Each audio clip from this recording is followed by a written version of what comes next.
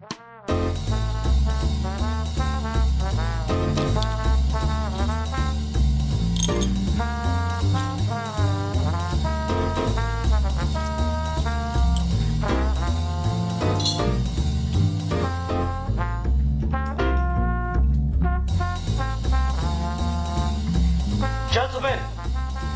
the time has come once again to discuss things.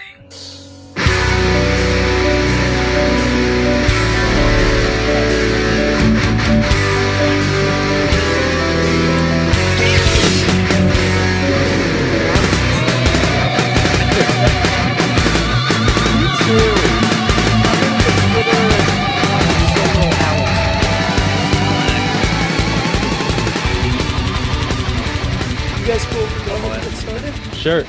Alright, hi everyone. Welcome to another episode of Geeky Gentleman, a special episode of Geeky Gentleman. I am Sid Part2, aka Ian Harrington. Joining me today is my regular co-host, Steve Baxey, aka Steve Baxey, and a special guest from Horror Show Comics is Michael Harmon. Hello. Hello, my friends, Ian, Steve. Hello. Yay. Everyone, I'm sure we got new listeners to this, so welcome to Geeky Gentleman. This is a weekly show, multiple episodes a week, 3 episodes on the regular. Occasionally you get a special like this one. So Michael and I have been wanting to do a video together for a long time, just conflicting schedules and stuff, but he messaged me on Twitter about this topic that is near and dear to his heart, and I was just all kinds of down to talk about it. So Michael, what will we be discussing today? What we're going to be discussing is basically YouTube, how it's handling mature content. That pretty much summed it up into a nutshell. So we're going to be discussing the after effects of the infamous Logan Paul suicide video and how YouTube, Susan Wojcicki, is handling mature content. We're going to be discussing and looking into that, what she could be fixing, the problems, and discussing theories and stuff like that. Indeed. So it's weird to talk about YouTube for me because I've been doing it for 10 years now. I realized, I started my YouTube channel back in 07, 08 for a class project in high school that I had to post a video on YouTube for. And then it just kind of sat there for a long time. I did a couple things, and now it's like this big industry that turns out other people use. And I always find that kind of weird to think about, that it's such a main staple because it doesn't get talked about in the same way that Twitter and Facebook do. But yeah, YouTube's like a big company now, and with all these different people posting, a wide variety of media onto it, I think there's something like a year's worth of video content uploaded every hour on YouTube. So there's just so much stuff, and it is really interesting to discuss and dissect how okay it is to post certain types of content on YouTube, given that it is such an accessible platform for literally anyone to watch. Because, you mentioned the Logan Paul video. I was at work the other day, and one of my coworkers, she's a mom, and Logan Paul came up, and she mentioned that her kid had seen that video before it got taken down. So it is kind of crazy, the levels of different kinds of content that can be posted on the website. Steve, what are your general thoughts on mature content being posted on YouTube? So YouTube is in the modern business tradition of taking liability and just shifting it to the consumers, which it's the same trend as Uber. It's basically literally anything that just says, we'll give you a service and you do whatever you want with it, and if you do anything that's even remotely bad, it's on you. And that leads to some really sketchy, if not overtly problematic types of frameworks, and that's where you kind of get into communities that become toxic really fast. It's where you get into YouTube being unfair and almost Naziist in lots of ways.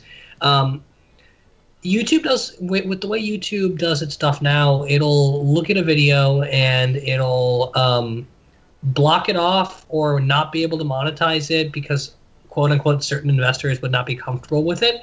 And you can appeal it, but it will only be viewed at the appeal after it's crossed 1,000 views. So one, there are tons of videos that cross 1,000 views every single day, so your video will probably never get reviewed properly. But also, if you're one of us, getting a video to 1,000 views takes a good amount of time, and the amount of time it takes to get to 1,000 views is the prime time for when it gets monetizable. So YouTube seems like it's based on a system that's highly profitable, but by doing this, it makes itself less and less profitable and really, really hard to work within. Particularly when you get to like the Logan Paul thing, where like they really clearly don't care what he did. They care because everyone else does, and that's just the way companies like YouTube are structured to work, and it sucks. Yeah. How about you, Michael? What are your general thoughts on the like posting of mature content and the way YouTube handles Well, I would it? like to discuss the Logan Paul video later. I think that's an entirely different subject when I looked into it. But you mentioned that you did YouTube 10 years ago, and I want to ask you, Ian, when you first started YouTube, what was the monetization like? Because when I started 7 years ago, monetization, it was rare. It was not as popular as it was. At the time, I think it was a partnership program. Yeah. But when you started, it just started off like a platform similar to that of PhotoBucket. Am I correct? Just like a platform. Yeah, generally speaking, it was mainly just for uploading content. There were ads on videos, but those were like the really big things. That was like when a TV station had a YouTube channel kind of thing. See, it's crazy for me to think about that, because I do remember when like normal everyday creators started getting money from stuff. I remember the partnership program. Do you remember when you had to apply for that? Yeah, and it wasn't just offered to you or anything. That was it's come a long way. Yeah, that's very important to the discussion, because I was when I started with a friend, and she was part in the partnership program, but I turned it down because I thought it was going to bring problems to me. And of course, they would probably get my channel shut down if I monetized right now. But I was curious if it was originally just like PhotoBucket, and that's very interesting, because I think right now where YouTube is at, it was totally unprepared for the mature content that it gets daily onto its platform. And what I mean by that, it started its partnership program, and people are going to come in, for the paycheck, for the, for the, what would they call the fake paradise or whatever that term. It grew, obviously YouTube, it kind of grew immensely, and people were doing the gold rush, chasing the American dream on YouTube, getting careers and stuff, uploading videos. However, I think, when you get people, they come in, they use their creativity for selfish gains or for their passion or whatever the reason is. Eventually, you're going to get people into that platform who are going to damage YouTube. And in examples like this, as I said earlier, the Daddy 05 example, where that situation, that's what I would be considered as damaging to the YouTube platform. Could you explain that to me, because I'm not aware of it, at least by Okay, name. the Daddy 05 situation, I think, happened last year, is where a family was pulling pranks on their child, their son named Cody, and it got popular. It became very popular because they were doing some very cruel pranks on this child. So it was very popular by this, and YouTube didn't really do anything about it. The thing about YouTube is it has incredible neglect towards this kind of content, or a lack of control. And eventually, I think Philip DeFranco ended up calling out the channel, and that's when other news medias and stuff like that started writing articles about the channel, and that's when finally, I think YouTube did something, or maybe the family took it down. I don't know. But it resulted with the children being taken by CPS, and the channel, channel being shut down. As it turns out, they were abusing the child, because there were some videos where the child is getting beaten, he's getting tormented. It's like really legit, some really sensitive content, but it's actually being classified as family-friendly, part of YouTube. And I think when YouTube decided to use the partnership program, They didn't see this 5 years down the road. So after the Logan Paul video, and when I noticed when I was watching, I forgot, Susan Wojcicki did an interview where she was being interviewed about what she's doing with Logan Paul. She did assess that, she's having struggles. She did hire about, I think, 10,000 people to moderate videos and to make sure that bad content doesn't go onto their platform. A better way to control it, make sure there's no Daddy 05s or whatever it is. Basically, what she was giving is that she has no control over YouTube, its content, and Logan Paul's a different story. I don't want to discuss that, but basically, she's been trying to control YouTube, and it's really impossible, and it's affected the maturity on YouTube. Like, Rob Dyke, right? Rob Dyke he's a very popular YouTuber, and he's very well known. I'm part of the horror community on YouTube, and of course, I'm part of the creepypasta / Rob Dyke community. He's a very popular YouTube that covers the dark horrors of criminal backgrounds like Ted Bundy and stuff like that. He was really, really successful YouTuber, highly respected. Unfortunately, YouTube demonetized all his videos, like I think in the last 4 months.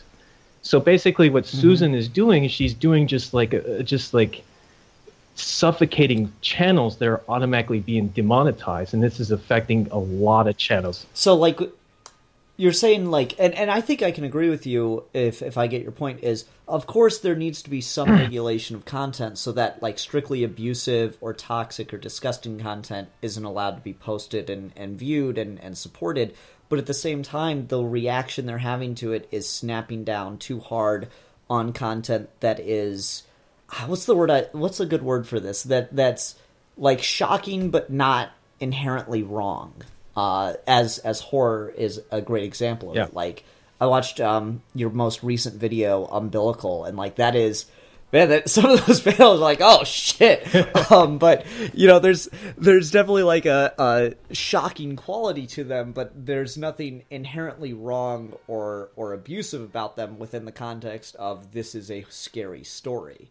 And so this is an really intriguing balancing act because I do agree that, people shouldn't be posting, abuses to their children or videos that encourage cyberbullying and provocation of suicide, stuff like that.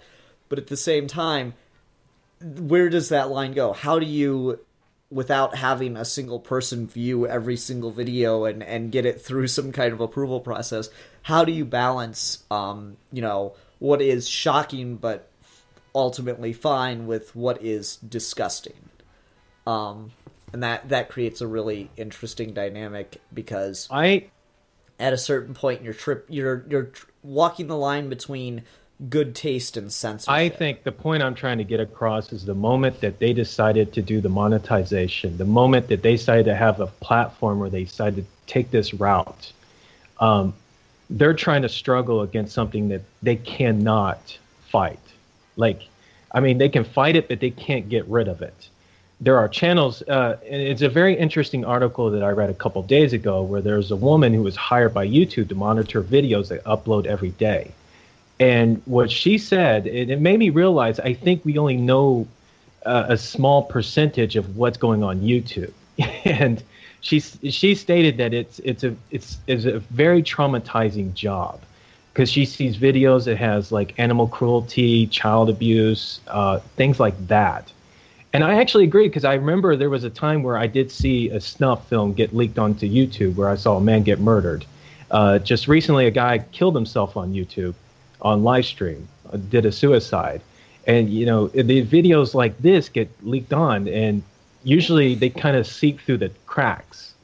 I told you earlier, I'm going to call out some channels, not specifically tell you where to find them, but there was one channel that got just grilled that disguised itself. This is something that I found out the hard way because I have 2 children who watch YouTube. And you know about the Elsa and Spider-Man videos, right? You ever heard of those? I think so. I think I vaguely know what you're talking about, but it wouldn't hurt to clarify. There's these channels that disguise themselves as children's channels, right? Because children's channels, they're very popular. Because, you put your child on there, you get a collection of videos. Because YouTube is trying to be more family-friendly and more child-friendly. However, there are channels that try to grab onto that viewership, that popularity, just for financial gain. But for reasons unknown, they have some of the most bizarre, questionable content. It's just like the Elsa and Spider-Man. Like it presents itself as a child-friendly YouTube channel, but when you watch it, you see like something as shocking as Spider-Man humping a pregnant Elsa. I'm like, it's that shocking. And just recently, YouTube hammered down and deleted a channel called Toy Freaks, which is heavily popular. A lot of views, a lot of subscribers. And they just removed it. So when I watched it, it looked like these two girls were being forced by their single father into doing these horrendous acts. But it was disguised as a children's channel. That's crazy. Yeah, I found it because when I used to have my children watch these channels, back to back, and it seemed like, innocent at first, but you know how you watch a YouTube and it goes on to the next video? Well, it did that, and then all of a sudden I see this video where this guy's just beating the crap out of the toys. I'm like, no. I was like, YouTube is not really a safe place as it looks, even, family friendly. But the point is that the problem is that Susan is trying to fight a war. Because her recent interview where she was being questioned about mature content and what she's doing about the Logan Paul situation. When you have this platform where everybody can upload as what they want, there's going to be cracks. There's going to be people doing this, but I think Susan is her war against this kind of mature content. There's collateral damage. There's good channels. Yes, there's mature content, like I said, Rob Dyke or my channel. Steve and Ian, you guys heard of the Cross series by Garth Ennis? Yeah. Okay, that's mature content, to its fullest, and I know it kind of dances on thin ice to where it just relies on shock value. I consider that I consider that as mature content that is acceptable. I can defend that. At least I feel like I can, but I would like to see a YouTube that can actually do that, but right now, we can't. We can't actually do that because Susan's war is trying to get rid of these kind of videos, this mature content, just so companies who put their ads onto videos can feel safe. So they don't have their ads being put before these damaging videos. And see, like, when they first started doing this, like, advertiser unfriendly thing for videos, and I should mention, I don't monetize. I think YouTube's monetization from the beginning has been bullshit, so I've always refused to monetize because I don't want them making more of a dime off me than I have to let them. But this whole, fair or advertiser friendly content just seems like such bullshit to me because I'm like, yeah, sure, you can't expect one person to watch every single video, but how hard would it be for YouTube to write a program or send a list of videos to an advertiser that says, hey, advertiser comes, hey, I want to advertise my videos on YouTube, and for YouTube to go, okay, well, here are some videos that are coming up real quick, and we just want you to, you don't have to watch the full thing if you don't want to, but click through them and approve your ad on that video, as opposed to censoring the content that the user's posting. I think that is a much smarter way to handle these things. Steve, how about you? What is your thoughts on all this since you've been a little quiet? And with the way you're describing it, particularly when you call it a war, I think you're right. YouTube used to be a little bit smarter about this, not by much, but a little bit. I don't know if either of you guys know who Robert Coase is, but he was an economist in the 1960s, and he had this notion that said you should never spend more money to fix a problem than the problem is costing you, because at that point it doesn't matter. And YouTube was very good about that for a really long time. You didn't get copyright flagged unless the company went out of its way to copyright you. And now YouTube doesn't do that, and it seems like, one, it seems unreasonable, but two, it leads to what you're talking about, where like they're pulling down the hammer way too quickly in really important and drastic situations, where it seems like I can still find a lot of the worst content that YouTube wants off the air, but I can't find any of the good stuff that's counteracting that. YouTube will sooner let videos of like white supremacists on before they'll let someone explaining fascism get on. Mm-hmm. And that really that is up. The crazy double standard. Yeah, like I've seen Philosophy Tube, I've seen ContraPoints, I've seen like a number of other like deeper important channels make videos about this stuff that can't be monetized or get blocked from regions and stuff, but fucking Logan Paul doesn't. Fucking what's his name? The Richard Spencer doesn't. It's ridiculous. Mm-hmm. Yeah, there's that really, really strange double standard. And, like, what drives me crazy about it is you'll have the whole white nationalist guys, the red pillars and stuff. They'll say, oh, I'm just, using my freedom of speech. It's my right, blah, blah. They'll use the argument that people on the left will use, but implicitly their whole thing is bullshitting to spread their message of hate more. Whereas the left side of things, by and large, is just trying to get actual information and truth out there. And it's this really, really twisted dynamic wherein you have a million voices all shouting lies, and it's completely drowning out the truth. This is partly, and I don't think this is a problem that's YouTube specific. I think Twitter does this. I think Facebook does this. Twitter in particular is really, really bad about not banning the right people and banning all the wrong ones. Mm-hmm. Twitter's a cesspool. I'm sorry. Twitter is terrible. There's a very small subsect of Twitter that's good, like healthy space for people, and everything else is terrible. That's sorry. Like Twitter. Clear Holocaust. Twitter's where I want to go if I want to start a fight. Honestly. Right.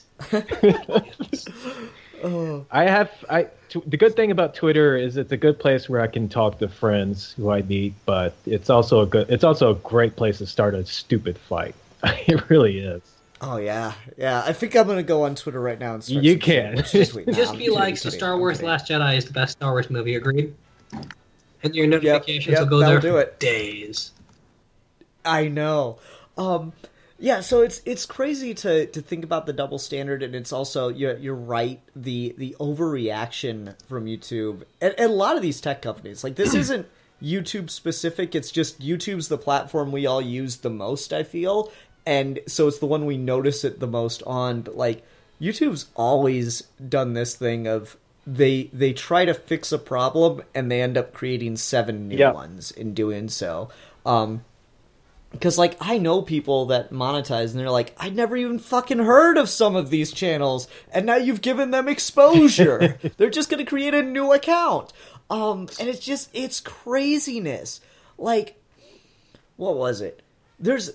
Some of the stuff that slips by on YouTube always amazes me in, like, the face of all the copyright and, banning mature content, but yet you can go watch the full X-rated cut of Caligula on YouTube. I'm pretty sure it's still up, and I don't understand how.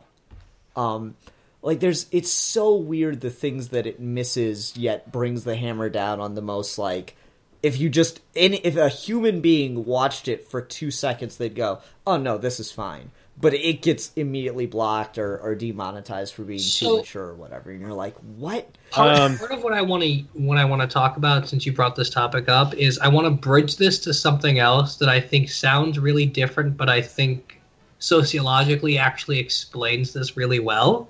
And hear me out on this. But YouTube is a lot like porn.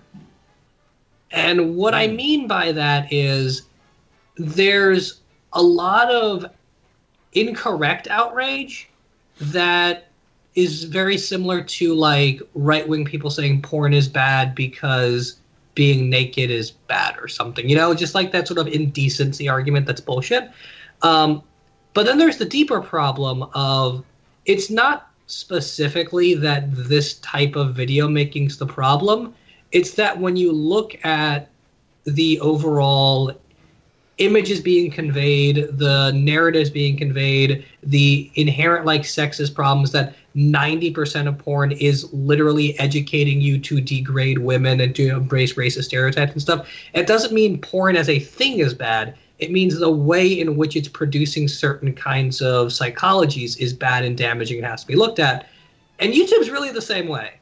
YouTube, more than anything, I think at this point, has become a very particular way of life, and it's become a verb almost like Google, and it's an accepted part of life, just like porn has.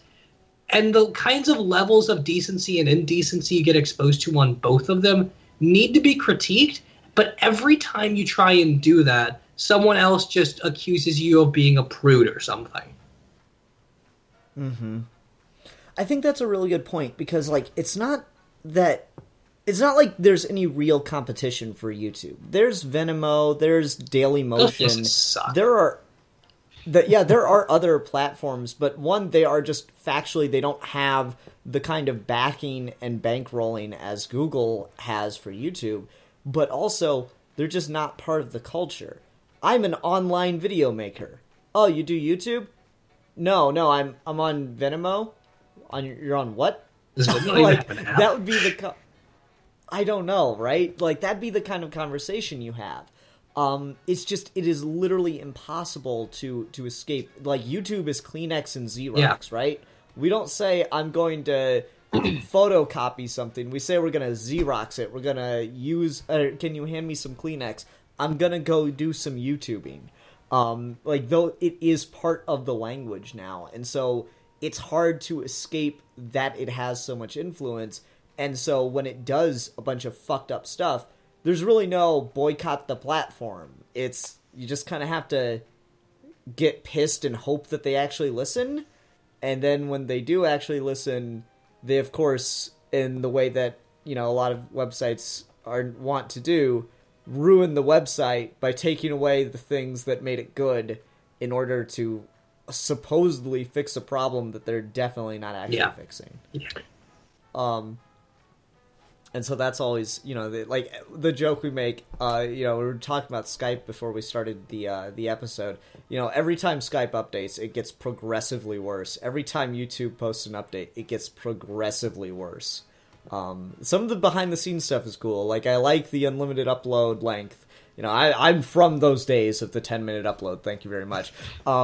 I like the unlimited upload length. I like the little simple video editor, because when I fuck up and don't put something at the beginning or put something I'm not supposed to at the beginning of a video, I can go back and take it out without having to take the video down. That's great. But the idea of like not being able to have those changes and also have, I miss my channel art. I really do. I miss my damn channel art, and it's not there anymore, and it makes me sad. That was the best thing ever. I know, that they took all those things away is just like, ouch. It ruined really, really good parts of the platform, and it's, in a way, I feel like it's enabled a lot of this, really, really disgusting behavior. Because I think YouTube also didn't anticipate the fact that YouTube isn't the community, that YouTube is a space and there are multiple communities. And just dictating one is a lot easier than dictating the other. Certain communities in YouTube get hammers brought down on them to unfair extremes, and other ones don't. But because YouTube's not built to handle the amount of communities it inhabits, you get this problem.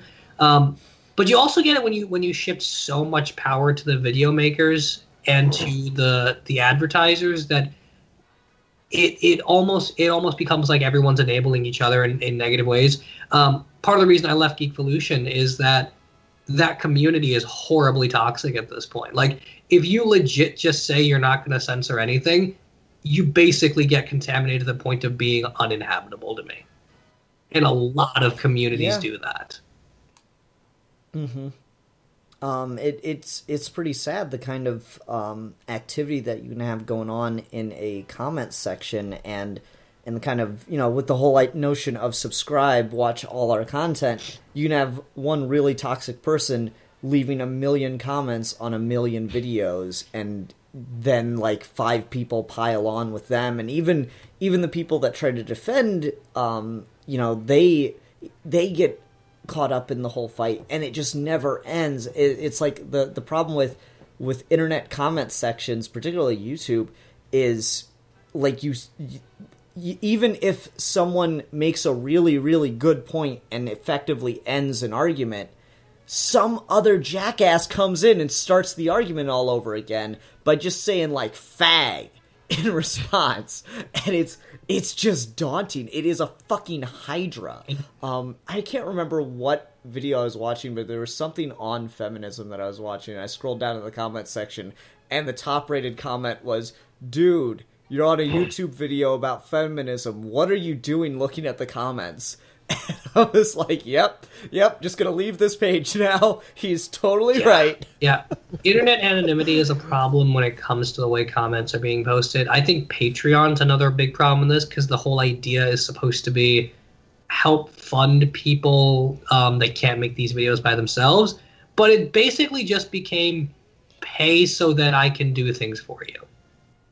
So many creators are just kind of like dancing monkeys for this stuff, and they enable more and more toxic communities, and YouTube doesn't crack down on that at all, because Patreon money is also YouTube money. Yep.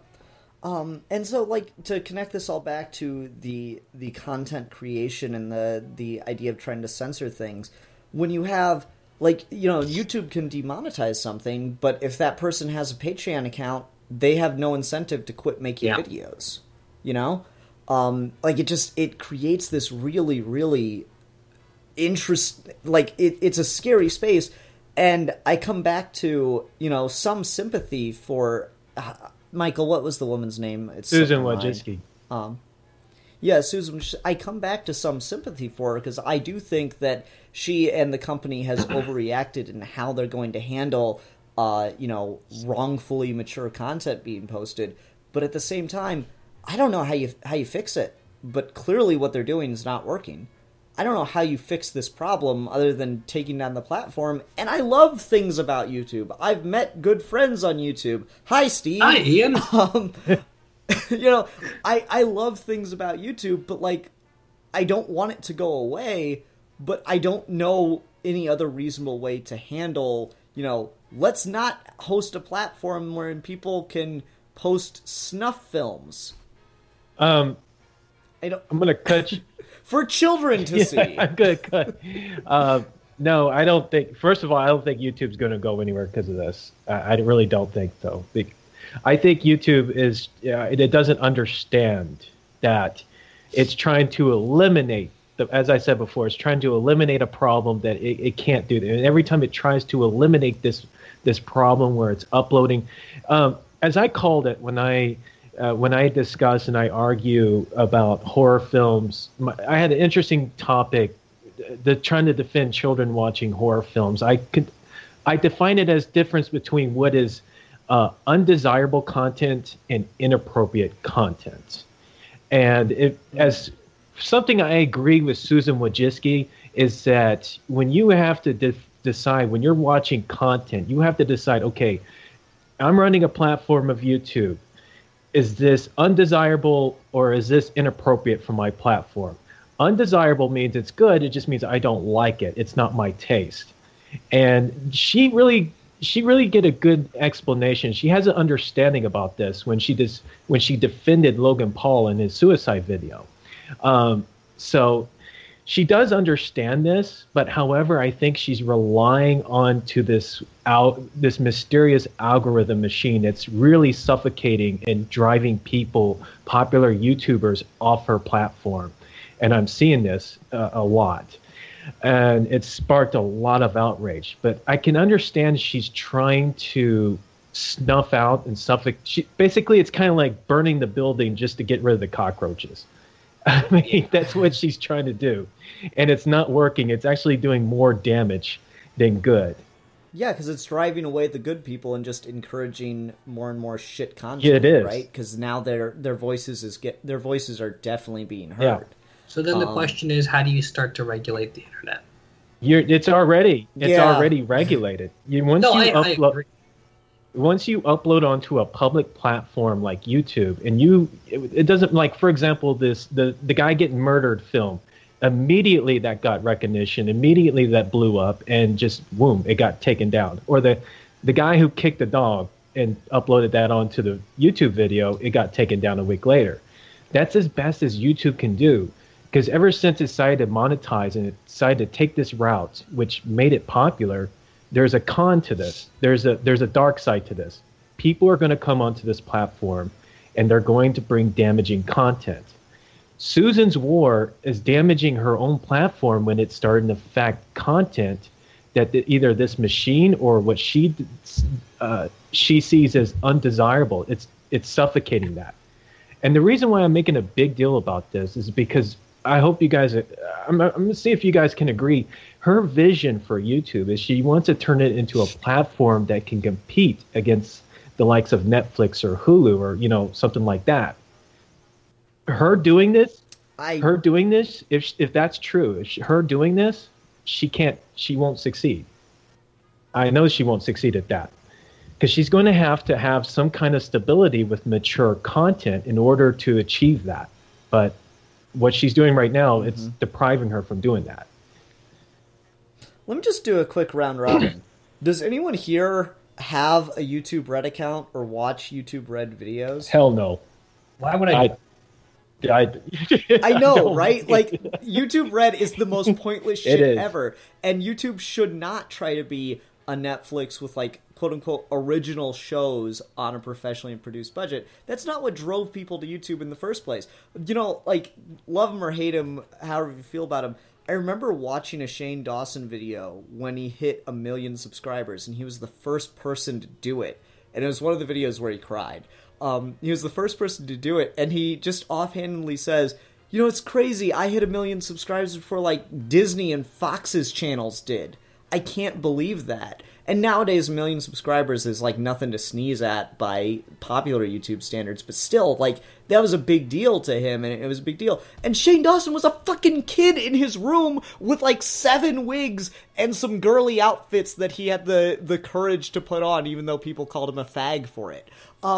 It's ridiculous. The whole point of what made YouTube popular was amateur, real person doing funny things in their room content. And as it got more professional, that was cool, but that was the novelty of the professionalism. The whole thing wasn't, the point wasn't to do all professional content all the time. And that's still not what really takes off. Like, some of the most, soaring channels I've seen in the last few years are still really just basic stuff that you could have done from the very beginning. Mr. Sunday Movies, like, his whole shtick is, still images, badly photoshopped with, pan and crop Ken Burns effects, and he does a funny bit behind it. It's a really effective video format. The thing about what made YouTube great is that it's just, a very informal, very non-professional group of people interacting. Those are the things that people love about YouTube.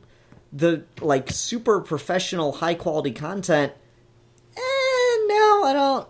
Like, even when I see, like, a former YouTuber acting in movies or television or stuff, I'm just like, What was it? I liked you better when you were on YouTube. Like, what was his name? Eric from Indie Mogul was in a recent episode of Black Mirror, and I was like, oh. I mean, I guess I'm glad for your career and everything, but I really miss your Indie Mogul videos. Those were really good. I see YouTube. This is how I see the backbone of YouTube. I was watching an episode of YouTube on MSNBC or something like that, and they really had a good insight of how, what made YouTube so great and popular during its heyday, its most, popular days. YouTube is a platform where people can go on there to express their talents or their passion or their personality, and it's a platform of potential. That's how I see it as. It's not a platform where you can go chase the false paradise or something like that, where you can chase, fame and fortune, even though some people do it, and it's now becoming a common thing.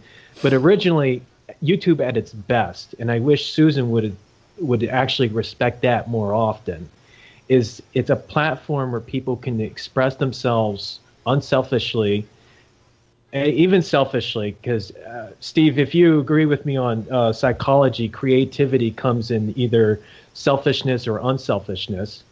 But it's a platform that exercises that, and it's what made YouTube so great. And that's how I see YouTube, honestly. What makes it so great.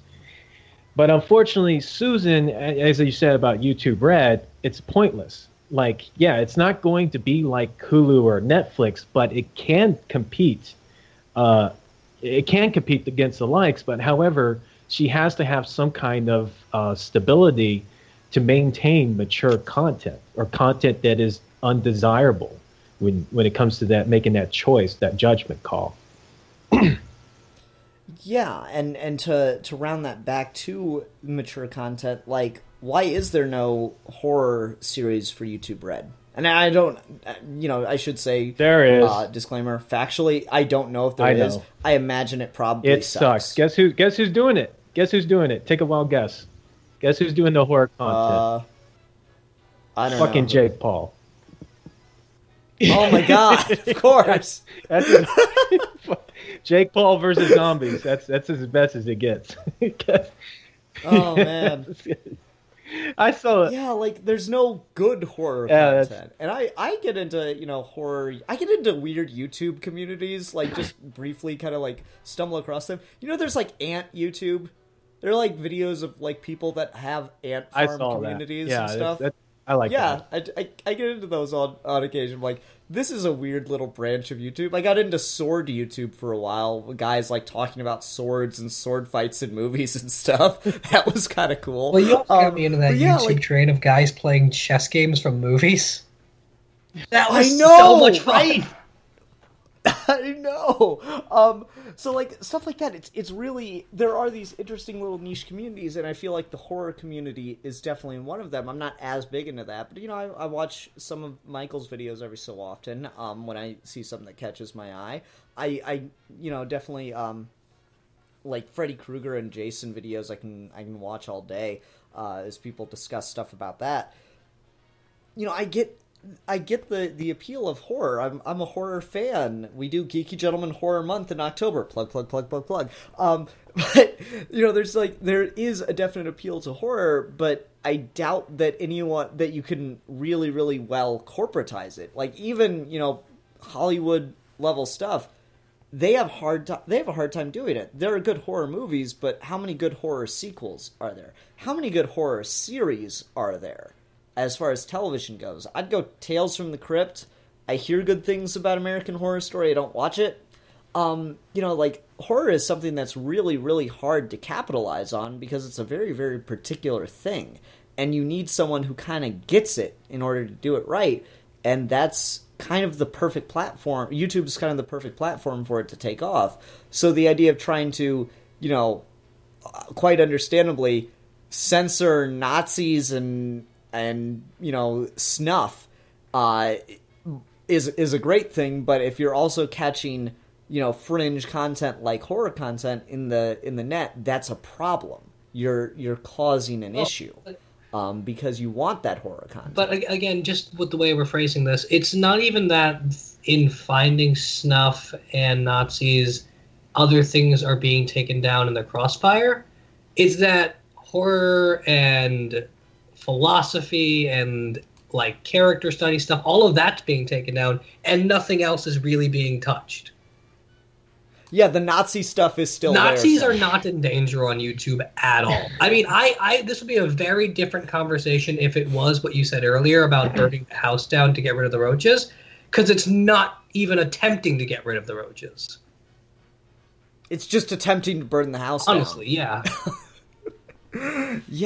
Yeah, that's a really, really good point, is the content stays. And what really shocks me is I remember, to bring this back to Twitter, I remember reading a post at some point from one of the far-right people, and they said, fuck it, enjoy yourselves in your little echo chamber here. I'm going to go on YouTube and get a bunch of fucking teenagers hooked on the red pill. And that is exactly what they do. YouTube is the community for the far-right. Unfortunately, like there is a far right community on Twitter, but you know, you look through the comments on, you know, some of these, you know, viral far-right tweets, and it's mainly people either in the center, the left, or the far left, you know, tearing it to shreds. There's very little support, relatively speaking. Like, for every 10 comments of antagonistic towards far-right movement, there's, like, at least there's roughly 2 or 3 in support. And that's, you know, relatively a good thing. But YouTube, there's fucking, like, hours of content that, you know, someone can just get lost watching, and it's sad. It's just sad what someone can kind of disappear into, and there's really no direct movement to get away from it, because, you know, it's not necessarily content that you can remove on principle, because it's often just some dude talking, and you can't necessarily flag that. It's not snuff, you know? It's just a dude in front of a camera talking, and it doesn't matter how disgusting the things they say are. It's just, like, there's nothing YouTube can seem to do about it, or want to take a step to doing about it. You know, I'm going to go back, you know, in terms of mature content, you know, it's not just horror. I mean, also in terms of basically, I forgot to mention is that one thing that YouTube is doing. I mean, it's not just the YouTube channel. It's not the people who go on YouTube who are uploading videos. They're really damaging the platform with, like you said, snuff and child abuse and, you know, animal torture. It's also what I disagree with what YouTube is doing is now they're automatically, any video that is decided to be age restricted is automatically demonetized. Automatically.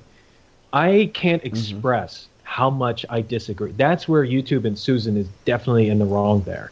They should not be doing that. Now, in terms of mature content, it's not just horror, but it's also other stuff. Like, I also defend, like, the porn industry. You know, you want to get a documentary or insight of the porn, because believe it or not, one of the most valuable lessons, you know, I was taught in the Marine Corps was, you know, when a former porn star told me, you know, what it was like in the porn industry. And it was, I think it was probably the most insightful in terms of psychology, one of the most educational things. And it's one of the most cautious things that should be more expressed more often.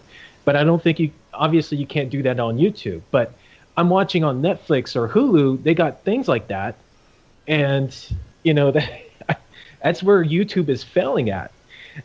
Yeah, some people are going to see porn, or, like, for example, I have a friend who thinks that, you know, she wants to go on YouTube and she wants to make a YouTube channel, start up a YouTube channel where she expresses, you know, what it's like to be a dancer in Las Vegas, or, you know, what's in the back, you know, kind of like what's it like to be dancing, the tips, the advice, and things like that, in a more of an educational standpoint. But yet, you can't do that on YouTube. You can't. Because automatically, like, they're just going to, like, well, it's undesirable content. Slap. You can't get monetized. And you probably be at risk for getting your videos taken down because it's deemed as undesirable. And which kind of sucks now, because they don't give a chance for people to defend themselves at all. It's just like, I think I remember Steve Baxley kind of had problems with YouTube a couple years back. Or I know that Geekvolution had a problem with YouTube, and it's really hard. It's extremely hard to actually communicate with YouTube. That is one thing that Susan Wojcicki is getting grilled for, is that there is a lack of proper communication. Because that woman and her goddamn plastic smile and her bullshit reasons, because I know she's full of shit every time she talks about YouTube and what she's doing to make it better. I know that for a fact. I can watch her body language. But that's her problem. She has a problem reaching out to YouTubers who are being treated unfairly like this. And she's not really communicating, like, especially with the blogs or the statements that she sends to you or your emails or something like that. I mean, it's just like, we're going to make YouTube a better place. We're going to strive to do this. We're going to work on doing this. Ever since she's been on YouTube, she took over as CEO 3 years ago. This is the same. Ever since she's been called out for this demonetization problem 3 years ago, when a popular YouTuber known as Grade A Under A called her out on this. She's been given this excuse for 3 years, and she still hasn't done anything at all to fix it. But yet, I'm seeing on the recent interview, she strives to become a competitive platform against, media companies. It's good, but she's not going to succeed. Mm-hmm. The thing you mentioned about mature content, it brings me back again to the idea of like this advertiser friendly setup that they made, which again I think is complete bullshit. I think that it's not unreasonable to assume, hey, maybe advertisers should decide what they want to advertise in front of. Like, yeah, you probably don't want Trojan condoms advertised in front of, content meant for children, like, kid animation shows or whatever. But that would be a fine sponsor for someone that talks about 80s slasher movies and has the age restriction on. There are, like, alcoholic beverages. I remember how weird it was as a kid not as a kid, as like an adolescent going into teenager when I stopped watching like Cartoon Network and stuff and started watching like Comedy Central, and just the difference in ads. Because like, Cartoon Network, oh, toys! And then like Comedy Central, drink Budweiser. And it's like, I don't drink, but still, I feel a very strong like shift in the marketing that's presented to me. And so just, again, why can't YouTube present the videos for advertisers to decide whether or not they want their ads in front of it, Why is that such a hard leap to make? And that would be the perfect way, I feel at least, maybe someone can explain why this is a problem and I'm just not getting it. That would be the perfect way to balance between, making sure that, if I had a company, I certainly wouldn't want my product advertised in front of snuff. But there'd be a perfect way to balance between that not happening and making sure that mature content is allowed to be posted and allowed to be monetized as it should be, because people deserve to get paid for their work. I completely agree. It's a really thorny issue, though, to be sure, and I do agree with you, man. She's really causing a lot more problems for herself than she realizes. And it's funny you mentioned that she's been CEO of a tech company for 3 years. I think that she's outgrown it. I think she's too old for it now, I think that like legitimately the one industry in which you should probably shift leadership constantly is in tech, because I feel like, people lose perspective. And they get caught up on they lose perspective of what the user base actually wants, and that's a problem. Because I don't think that the user base for YouTube wants goddamn quasi. It's not even like professionally produced. It's like basic cable produced television shows. It's not good. Yeah, I noticed what you mean by the ads, because just recently they're posting NRA ads in front of anti-gun videos. They just Wow. I just noticed. Why do I feel like the NRA would totally buy that ad space, though? Just to be the fucking dicks that they can be. I think they just started doing it. Like, they're making videos of anti-guns and stuff like that, and then all of a sudden you see like an NRA supportive ad just slapped right in front of it. I'm like... That's the other problem. As a content creator, you have no control over who advertises in front of you. You cannot remove an ad. You cannot say, I do not want this. You cannot blacklist advertisers. Which, yeah, like if you were working in television, you'd probably have a really hard time doing that too. But at the same time, it's a new industry. It doesn't have to follow the old model. Going to slightly shift the conversation a bit, because I'm really curious. Before you guys ever heard the YouTube channel known as Ian? You should probably know. He's as old as you. You ever heard of actually older, in fact, 11 years on YouTube? You ever heard of the guy named Shay St. John? Yeah. No, I don't think so. You know what I'm talking about, right, Steve? Yeah. Okay, so this is what triggered it. This is exactly what made me put my center focus on YouTube. It's just recently, I think in the last couple months, starting this year, because I went on Shay St. John. Ever since I reinvented my channel from Channel Bad Guy to Horror Show Comics, and I started working on manga stories.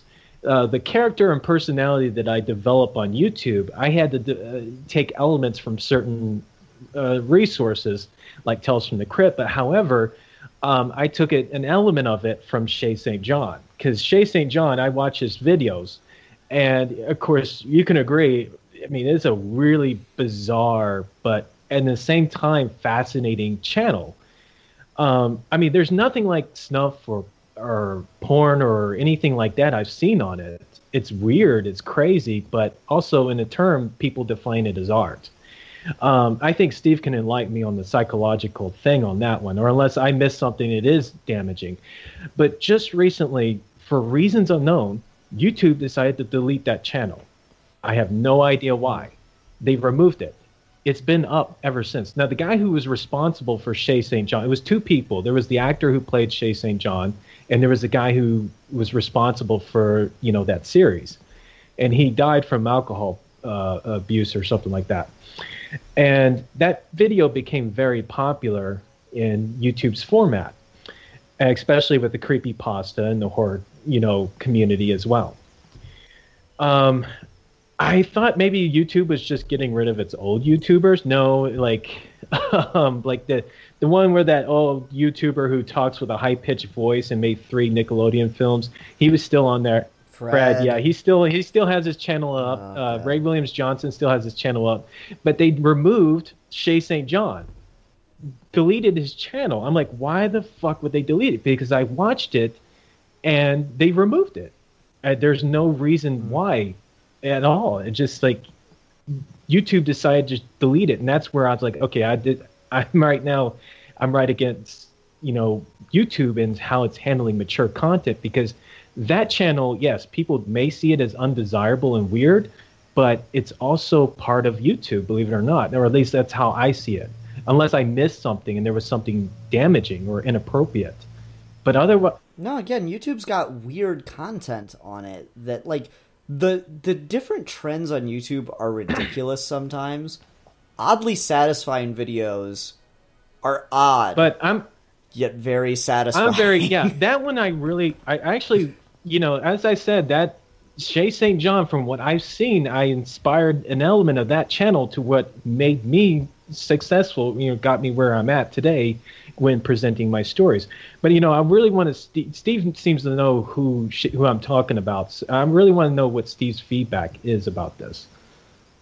Yeah, I mean, I've noticed some people here and there that are older YouTubers either have gotten phased out, or if they haven't left on their own, YouTube has pulled a lot of shit with them to get them off the channel, or get them off the platform. And I don't entirely know why that would be the case. That doesn't make a whole lot of business sense.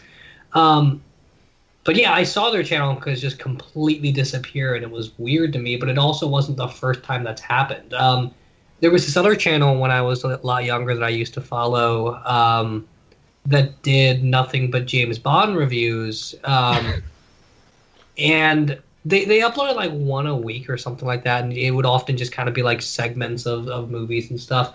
And they've been on YouTube for like 11 years or so. And at some point during the last year, I think it was back when Spectre came out, their channel was just gone. And it's not the same thing as like Yu-Gi-Oh! Abridged or something where like they gets pulled for copyright constantly. Like their channel was just banned at some point. But in your better judgment, Steve, do you think, from what you know about Shay St. John and watching his videos, in your better judgment, would you deem something like Shay St. John is he appropriate? Would you want him on a platform?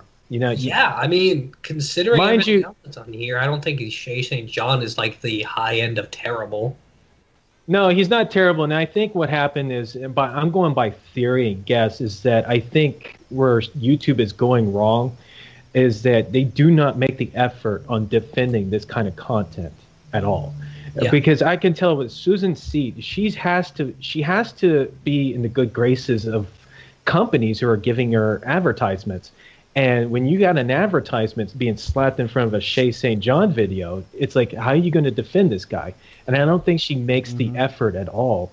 And And this actually leads to something that I've been saying literally for years. And that is that YouTube needs someone who actually makes content and got successful making content. They need someone to be a creator advocate.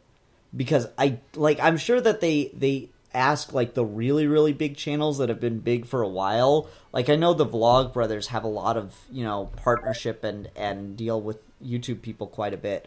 But like YouTube desperately needs someone to be an advocate for creators, because it's shocking the kinds of bullcrap that they pull on creators, and there's just no voice from the community to rail against it, because again, it's such a monopoly like platform that it's really, really hard to be able to go anywhere else with your content. Like Nostalgia Critic comes to mind. He did it, and he brought a community of people with him over to Blip for a number of years, but then Blip got consumed and shut down by YouTube, and so he had no choice but to come back to YouTube.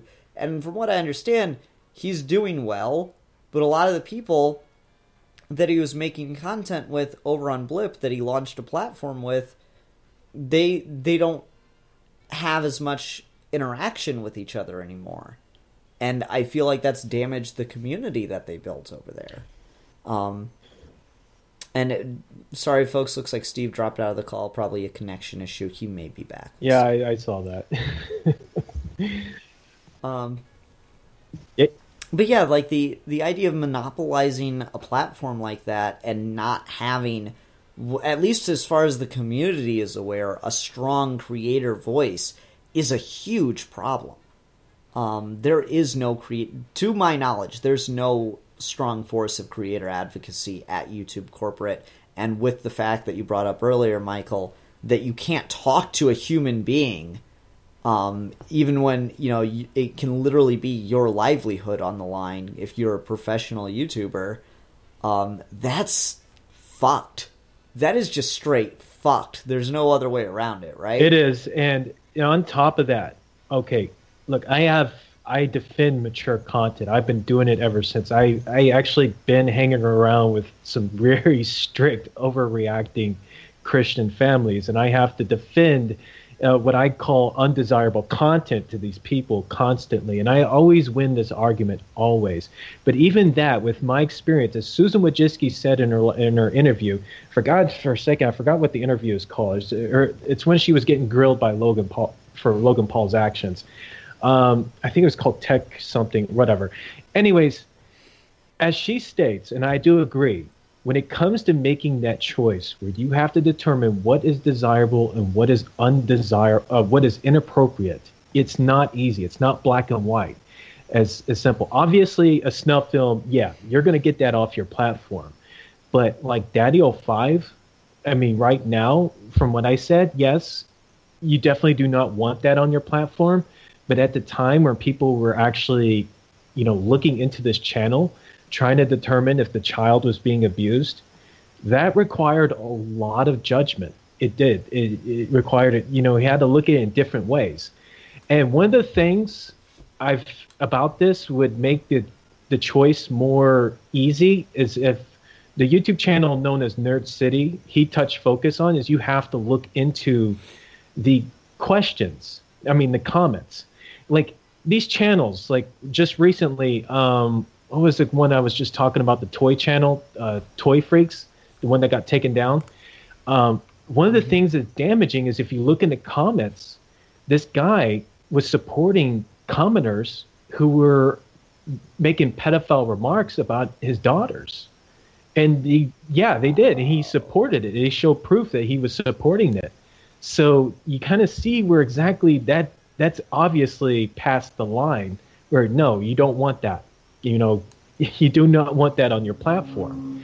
But on Daddy-O5, when Philip DeFranco was calling it out, or even before then, you don't like it. You kind of like question, is this kid really getting hurt, or is it just acting, or what is it? You don't know, because you don't know what's going on the other side of the video. So you really, you consider it as undesirable because you don't like it.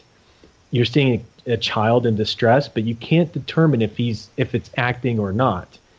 And but you really have to look at it in so many ways before you realize, okay, look, I don't want it. It's inappropriate. It's off my platform. It's not that easy to make a judgment call. And I do agree with Susan when she brought that up. However, I don't think she makes the effort on focusing on that. And you can't have one guy. You can't have one guy actually in there saying what is and what isn't. I think what would make YouTube, great, in my opinions, what would make YouTube great again. Make YouTube great again. Great. Is look, is Susan kind of stops strangling this problem. There are YouTubers out there who will not like content, regardless of their popularity. I know for a fact, stories of the deep web, there are some seriously sick content in the deep webs where a lot of people will popularize this.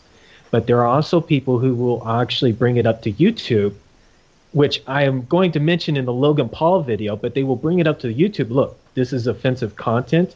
There's somebody getting hurt. And it should be brought to YouTube standards. And like, look, it is for somebody to decide whether it's inappropriate or undesirable, whatever, and just remove it. Susan needs to respect the fact that she cannot win against this war, against inappropriate. There will always be inappropriate content. As I just seen recently, Toy Freaks, whose channels got taken down, re-uploaded it and disguised its channel as an innocent children's channel. But if you look deeper, they're still producing the same content. So they're evolving as YouTube changes. So yep. And that's the thing, is like you can't win the war by fighting every single battle. You got to be smarter about how you're doing your tactics, right? The whole process of the plan is just flawed if you're going to try to just make it a pain for people. Well, the people that you're making it a pain for are the ones getting the most exposure.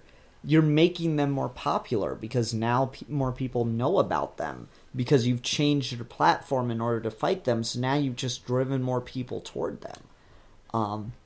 Yeah, I mean, it's a really shit sandwich. It is. I mean, I do think, like as I said, people say YouTube will be great when Susan's off. No, YouTube will not be great because somebody else is going to find themselves facing the same goddamn problem as Susan is. I do think, you have to respect the fact that this is going to continue happening, but you still can't sit on your ass and just not do anything once it's right in front of your table. Like the video, as I said before, where it was a snuff film, it was brought to YouTube's attention and it was immediately removed. I think that's where YouTube was, it was right. In terms of being in the good graces of companies, I really think as Susan Wojcicki's greatest weakness is communication, and she really lacks proper communication with these companies because she's not telling them, look, you can have you can have your advertisements on this platform. Mind you, there's going to be inappropriate content coming onto YouTube every day. This is how many videos come in every day. So it's a possibility that your ads will be in front of videos that are inappropriate. She should express that, but I don't think she is, and she's neglecting that. It's kind of like sweeping it under the rug and just pretend like everything's okay, that she's in full control of YouTube, but she's not. And all of a sudden, an advertisement gets in front of a inappropriate, shocking video, or like a terrorist video, for example. A Wall Street Journal posts this, and boom. Ads are now being pulled out and YouTube's in the shitstorm again. So I really think this really falls a lot on Susan Wojcicki, but also the problem is the people who use YouTube for, for the shocking content and stuff like that. Mm-hmm. Yeah, it's a hydra, man. It really is. Trying to wait for Steve before I can get on Logan Paul, though. I definitely wanted his insight, but I think he's kind of off for now. Yeah, I think he's had this problem before where his computer will crash in the middle of a call, so maybe he'll be back, I don't know. But yeah, I feel like we should maybe talk about the Logan Paul thing a little bit and then kind of Yeah, wrap I up. see that it's been over an hour. Yeah, no, it's cool, it's cool. Yeah, the Logan Paul thing, I just remember hearing about. Luckily, I didn't end up watching that or anything, but I obviously saw all the backlash, and I was really, really disgusted by it. And it goes to this whole thing of, oh, just shoot everything and post it, and then this whole attitude that a lot of tech companies have, and obviously the user base has adopted, which is it's easier to beg for forgiveness than ask for permission, which is just a very inherently damaging concept, and it is really scary how many people think in that way. And I think the Logan Paul video is an example of the kind of damaging stuff that can be done when you're making content that way. And the real problem is it's made Logan Paul a household name, and he's not banned from the platform, and he obviously should have been. That is an obviously inherently offensive, what's the term I want? Inherently offensive and immediately blockable thing to do according to YouTube's own terms and services. The only reason he's around is because he's a bigger YouTuber, and so he was given preferential treatment. And so ultimately, all this thing did, because YouTube doesn't have the balls to stand behind its actual terms of service, is make him a more popular YouTuber. When the video dropped, I found it disgusting at first. The first reaction, that's normal. I look into that video, and I'm going to be honest with you. I find the video fake. I really do. I think the body was a hired actor, because Logan Paul has done this before, where he does these fake stuff and swears up and down it's real. I really find the video fake because in a more psychological perspective, nobody really reacts to that.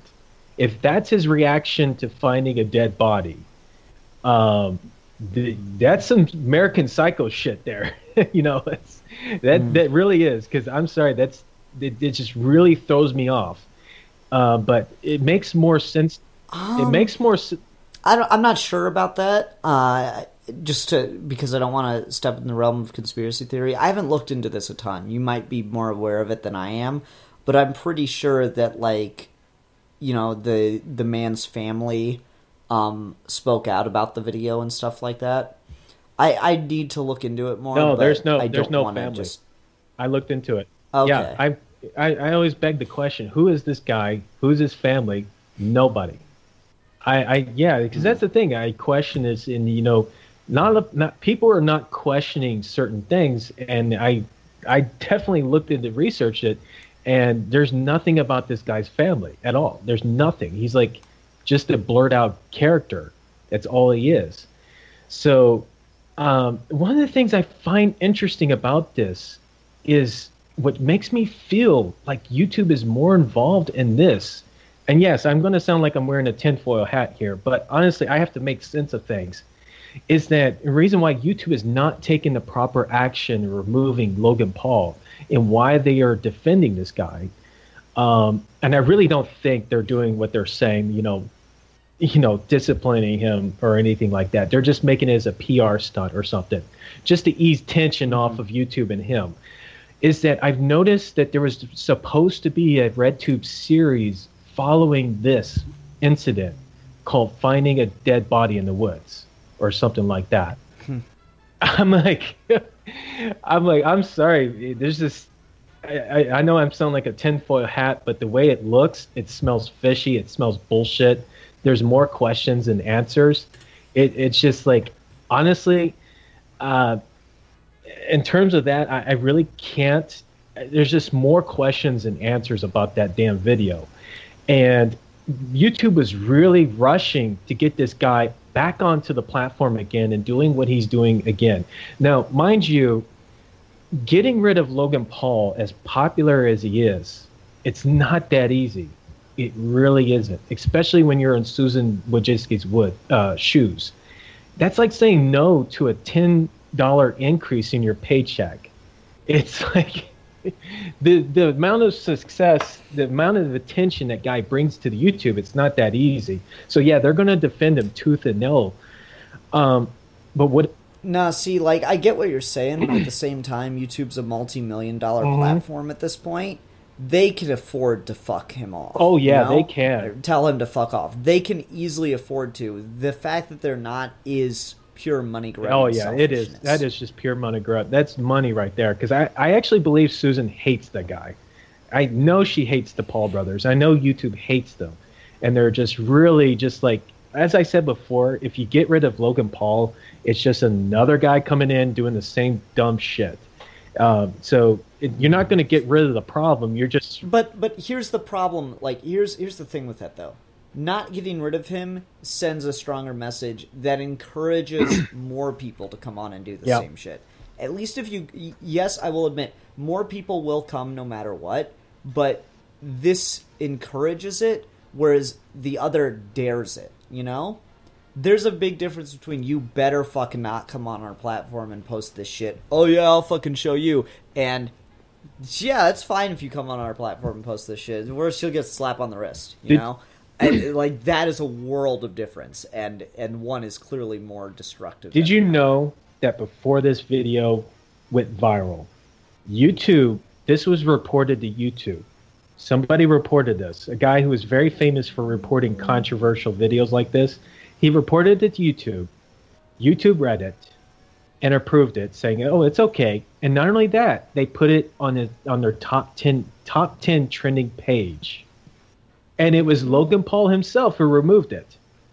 Like I said, that just adds more. It makes me feel like YouTube is more involved in this, and it makes Logan Paul, who's I think is intent on accepting the fact that he's a scapegoat towards the situation.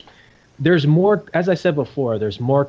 I don't know. There's no actual solid, concrete evidence to back me up on this, but it just makes more sense how I see it. I do know that YouTube does go above and beyond to protect these damn Paul brothers and YouTubers alike. Like, for example, when Jake Paul and had his father kissing this girl who was definitely not into it. She was like, I think she was like 18 or something like that. And you could see by her body language, she was not into it. And it kind of made her feel like Jake Paul was forcing this girl into this. And you could see by the comments and the reaction, it was shocking, disgusting, and revolting. But yet YouTube will take a blind eye towards this. Because, the Paul brothers, you got to say, they bring the increased amount of money until their popularity fades away. And I think YouTube is just going to cut them off until somebody else comes in and does the same thing. Yeah. It's just like, it's that thing of, the running a business side of this allows you to turn a blind eye in pursuit of profit. And so it is very difficult to run a morally profitable business, or run a profitable business morally. Let me put it that way. And yeah, that's kind of the thing. To get big, you have to be an asshole. And YouTube would rather be big than the people behind YouTube would rather be big than be good people.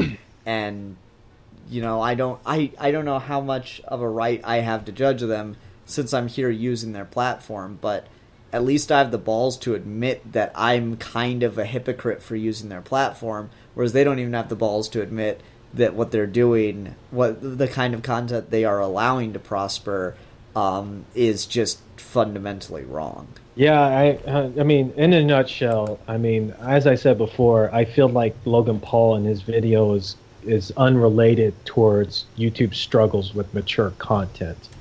I think this is something that YouTube has tried to, especially its recent stunt that really upset a lot of small YouTubers. It's just like, I know what YouTube is doing is wrong. I really feel like, they're trying to wrestle. They're really taking this in a more selfish and more inexperienced, and they're just trying to put more focus on presenting the fact that, look, we're in control. We know how to handle this. When in reality, they're not. They're actually damaging it, and they're hurting themselves at the same time. And they're relying on these two golden boys. Yeah, they're two golden gooses, and yet they're free to run amok, but they will put the time and effort to defend them and their actions. But at the same time, the YouTubers who are I consider as the backbone, ranging from Rob Dyke, as I say, who's a well-respected YouTuber, to even the controversial YouTuber Shay St. John, they don't make the effort in defending this. I don't consider the Paul brothers as the backbone. I consider them as glory boys, or the kind of this age Justin Bieber or the Backstreet Boys. They kind of filled in that role, obviously, and now they're going to have their time. They're going to have their highlight, and like every other boy band, we're like whatever. They're going to have their limitation. Their success is going to fade away, and then something else is going to come along. And the YouTube is really leeching on. I feel like YouTube is leeching onto these Paul brothers. They really are. They're just squeezing out milking as much as they can from these Paul brothers, and yet they're going to dispose them as soon as they're done with them. I know YouTube hates these guys. I know that for a fact. But when you realize you could, as a business standpoint, when you're going to make money and success from these guys, you're probably going to think twice before shutting them off the platform. Yeah, from a business standpoint, sure, but I don't give a fuck. You guys have enough money. Fucking just try, just for the fun of it, just try to do something right. Yeah. Just to see what it's like. Look, I mean, you can keep the Paul brothers. You can keep the Paul brothers for all I fucking care, but put a little bit of effort for the YouTubers who put content that define YouTube. I mean, do not demonetize videos, even if they're age restriction. You have to put a little bit more effort between what is appropriate and inappropriate. She's suffocating YouTubers. She's killing the chance. Like, I respect YouTube. I hate it, but I respect it because, it's not easy finding a job. By the time I started YouTube, it took me a year to find a job. But you can go on YouTube, monetize, and make a fortune and, make a career off of that. I respected YouTube for that. But now she's making it harder. She really is. And that I feel like she's in the wrong for that. She's killing the backbone of YouTube and relying on these stupid fucking, these Paul brothers and YouTubers alike. So, yeah, it's very frustrating. And YouTube is in a rut and stuff like that. But, yeah, I mean, in a nutshell, it kind of seems like YouTube just does not have control over its content. And that's normal. That's fine. But they can try to fight as much inappropriate content as they come along. They should try to fight, but also respect the mature content. It can thrive. It can be a competitive business. It can compete against the likes of Hulu and Netflix if it only... With being its own thing. As opposed to trying to be Hulu and Netflix. With a platform that offers potential and success, and even the false paradise. Yeah, it can offer that. That's, in the terms of psychology, that's normal, even though it's, even it's frowned upon. It can offer that. That's what defines YouTube. And if she respects that, she can get where she wants. But right now, she's making choices that are just... That only hurt the people in the community that you want to be posting stuff, not the people in the community you don't want to be posting stuff. Yeah. Okay. I think that's a really good place to leave it. This is a great discussion, man. Thanks for suggesting it, and thanks for, picking Geeky Gentleman to host it on. I thought it was a great idea. Yeah, it sucks to have Steve Boxey cut off because I wanted his insight on Logan Paul, but it is what it is. Anyways, as I said, damn the internet. As I said before, thank you for finally having me on Geeky Gentleman and stuff like that. I appreciate it. As I said before, if any of my viewers are watching this, go ahead and subscribe to Steve Baxley's channel. The links will be on my Twitter, and I will also be mentioning in my future episodes as well. Whenever you close these Geeky Gentleman shows out. Sure thing. And everyone that's a new watcher, hope you enjoyed the conversation. We get political as fuck here on a regular basis, so if you enjoyed that, definitely stay tuned. Even things that I don't think I could get political about, it's all of a sudden, oh shit, here we are. So that's always fun. But yeah, Geeky Gentleman's a platform where we talk about a lot of, really deep stuff. Sometimes we talk about some silly shit, and we just try to have a lot of fun, a lot of, good conversations. Try to have the, you're the third voice in the room who we keep ignoring. Anyway, hope if you were entertained, hope you subscribe. And again, thanks, Michael, for coming on. I had a great time talking to you, man. All right, everyone. Until next time, I'm the Philosopher. And I'm Mike from Horror Show Comics, the mature. You close it out. Sorry. And we are your Geeky Gentlemen. And we will be discussing things.